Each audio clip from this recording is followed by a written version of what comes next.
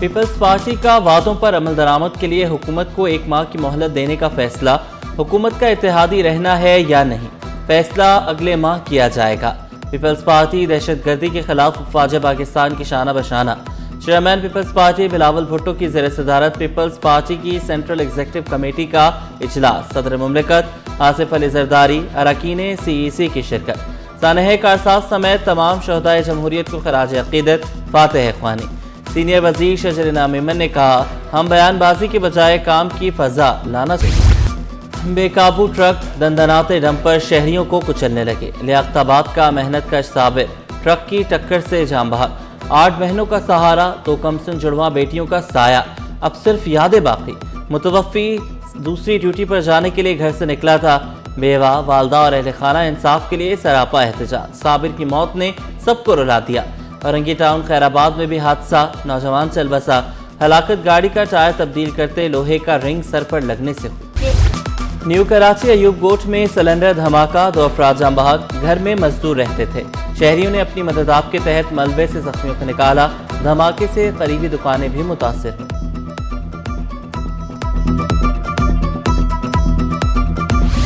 لاشوں کے اعضاء نکالے جانے کا لرزہ خیز کیس۔ عباسی شہید اسپتال میں MLO کے بجائے مردہ خانہ اٹینڈنٹ پوسٹ مارٹم کرنے لگا۔ MLO نے اٹینڈنٹ کی ویڈیو وائرل کر دی۔ اٹینڈنٹ کا MLO کے کہنے پر پوسٹ مارٹم کرنے کا بیان، کہا MLO نے معطل کیا۔ اعلیٰ حکام سے نوٹس دینے اور تحقیقات کا مطالبہ۔ روشنیوں کے شہر میں اندھیرے کیوں؟ اسٹریٹ لائٹس کی بندش پر میئر کراچی کا نوٹس۔ محکمہ انجینئرنگ کو ہنگامی بنیادوں پر اسٹریٹ لائٹس کی بحالی کا حکم۔ مرتضی وہاب نے 3 دن میں عمل درآمد رپورٹ طلب کر لی۔ شہریوں کے جان و مال کا تحفظ اولین ترجیح قرار دیا۔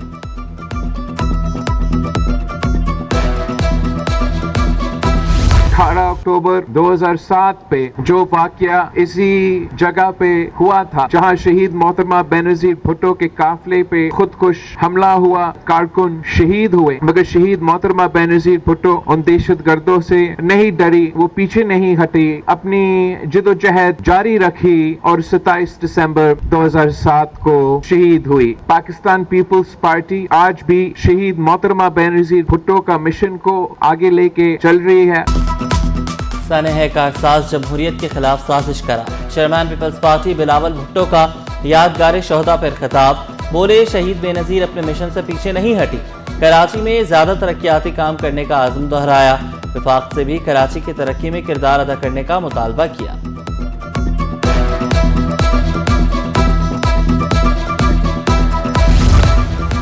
اساتذہ کے گھر بیٹھے تنخواہ وصولی کا انکشاف، غیر حاضر اساتذہ کو بھی تنخواہیں ملنے لگی۔ اکاؤنٹنٹ جنرل سندھ نے ڈائریکٹر اسکول تعلیم کراچی کو خط لکھ دیا، ڈائریکٹر اسکول کو ریکارڈ چیک کرنے اور تصدیق شدہ فارم بھیجنے کا حکم۔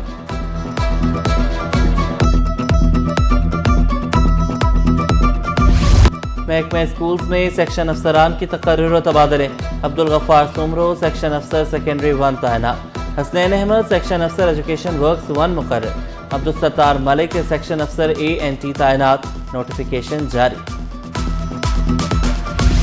افغان کیمپ میں آپریشن، اربوں کی اراضی واگزار، 500 سے زائد گھر مسمار، تیسرے روز بھی ہیوی مشینری کی مدد سے آپریشن کیا گیا۔ رینجرز، پولیس، MDA اور RRF اور دیگر افسران بھی شریک ہوئے۔ سرکاری اراضی کے 1-1 انچ کے تحفظ کا عہد۔ کروڑوں روپے کا سیلز ٹیکس چوری کرنے کا مقدمہ، کسٹم کورٹ کراچی نے 7 ملزمان کو بری کر دیا۔ باسط کریم، رضیہ سلطانہ، مجیب احمد، محمد عمران شامل۔ وقاص احمد، تنویر احمد اور منظور مغل کو بھی رہائی مل گئی۔ عدالت نے قرار دیا کہ ملزم کو سپریم کورٹ کے فیصلے تاج انٹرنیشنل کی روشنی میں بری کیا گیا۔ ملزمان کا سیلز ٹیکس کی چوری میں کردار واضح نہیں۔ PIA کی نجکاری، 4 بڑی کمپنیوں کی دلچسپی، عارف حبیب لمیٹڈ، فوجی فرٹیلائزر، ایئر بلو اور لکی گروپ میدان میں۔ نجکاری آئندہ ماہ حتمی مرحلے میں داخل ہونے کی توقع، کمپنیوں کے شرائط و ضوابط میں نرمی کی درخواست۔ حکومت نے واضح اعلان کیا، PIA کی شناخت اور پرچم محفوظ رہیں گے۔ سندھ امپلائیز کے مطالبات پر ایک اور کمیٹی قائم، بیناولنٹ فنڈ کا نیا ڈھانچہ تیار کرنے کے لیے 4 رکنی سب کمیٹی بنا دی گئی۔ اسپیشل سیکرٹری خزانہ Salim Ahmed Siddiqui, additional secretary Javed Ahmed committee کا حصہ۔ اجلاس 20 اکتوبر کو خزانہ سیکریٹریٹ میں طلب کر لیا گیا۔ پولیس میں برسوں سے ترقی کے منتظر افسران کے لیے خوشخبری۔ ڈی ایس پی کے عہدے پر ترقی کے لیے 150 انسپکٹرز کے ناموں کا فیصلہ۔ کراچی پولیس چیف نے لسٹ میں شامل افسران کی انکوائری کے لیے اداروں کو خط لکھ دیا۔ کرمنل ریکارڈ اور دیگر تفصیلات فراہم کرنے کی ہدایت۔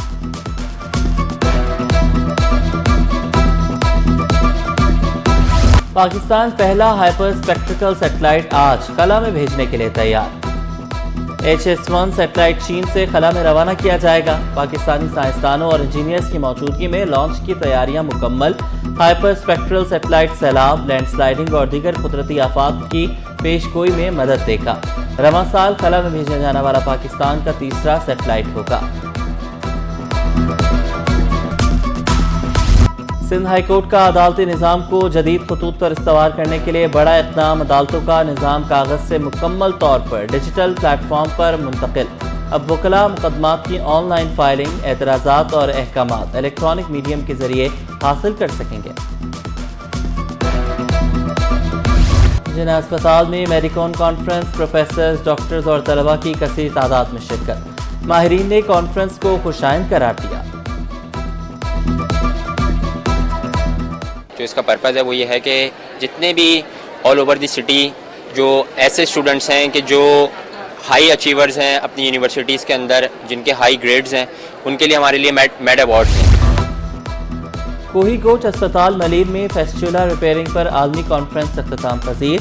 سرجنز کانفرنس میں نیپال، بنگلہ دیش، افغانستان کے ماہرین کی بھی شرکت۔ ٹریننگ میں گلگت اور پشاور کے سرجنز بھی شامل ہوئے۔ ماہرین نے کہا کہ سرجنز کی تربیت سے خواتین کی زندگیاں بچائی جا سکتی ہیں۔ اسٹاک مارکیٹ میں ہفتہ بھر اتار چڑھاؤ، سرمایہ کار محتاط رہے۔ 100 انڈیکس میں 708 پوائنٹس کا اضافہ، 1,63,806 پر بند ہوا۔ مارکیٹ کیپٹلائزیشن میں 57 ارب روپے کا اضافہ، مجموعی مالیت 18,968 ارب تک جا پہنچی۔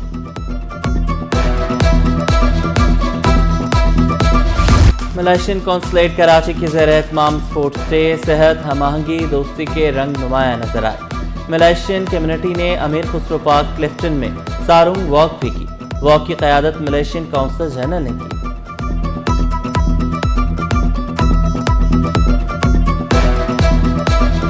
اور KHA اسپورٹس کمپلیکس میں ٹگ آف وار مقابلے، چیمپئن شپ میں 8 ٹیموں کی شرکت۔ صدر سندھ ٹگ آف وار ایسوسی ایشن گلفراز خان نے صحت مند زندگی کے لیے کھیلوں کے مقابلے ضروری قرار دیے۔